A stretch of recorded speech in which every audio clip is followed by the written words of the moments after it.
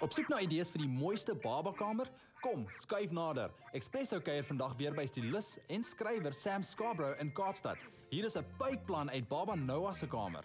For baby Noah's room, I'm going to make him some name flags to personalize his space.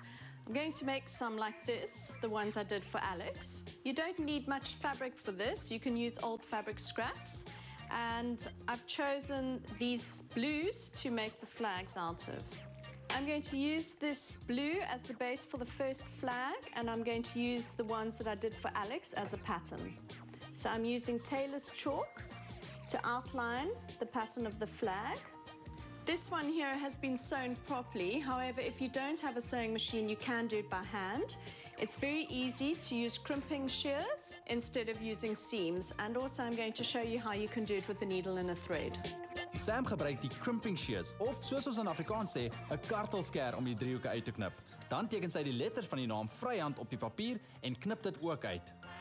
So here is our A. I'm going to use this to cut out an A out of another fabric to go onto the flag. So what I'm doing here is simply pinning the A onto the other fabric. I'm going to cut around it, just so that I know how much fabric I'm going to be using. And I'm going to use a pen to trace the outline again. Knip die materiaalletters versigtig op die buitelyn uit. Jy kan ook 'n kartelsker hiervoor gebruik as jy wil. Plaas dan die materiaalletters in die middel van die vlaggie. I'm going to use running stitches to secure the letter on the piece of fabric before I moved on to the sewing machine.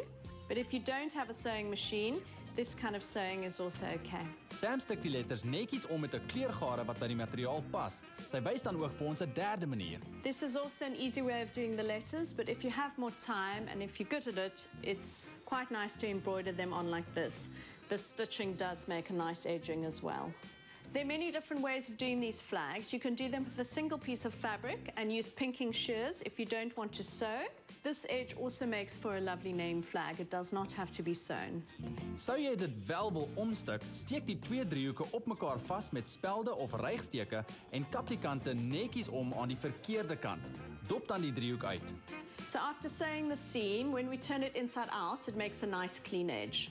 The next step is to include the tape. Just remember to leave a bit of extra tape on either side so that you have something to tie it onto the wall or to the cot with. Spasieer die letters eweredig en spel dit eers vas voor jy dit stik.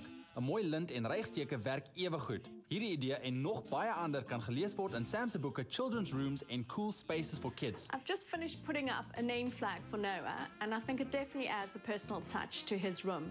It's very important for kids to see their name and to own their space, as it's the first word they learn at school. Jy kan hierdie materiaalletters gebruik om kussings, portrette en ander babakamerdinge te versier. Kyk op Sam se webtuiste vir meer idees.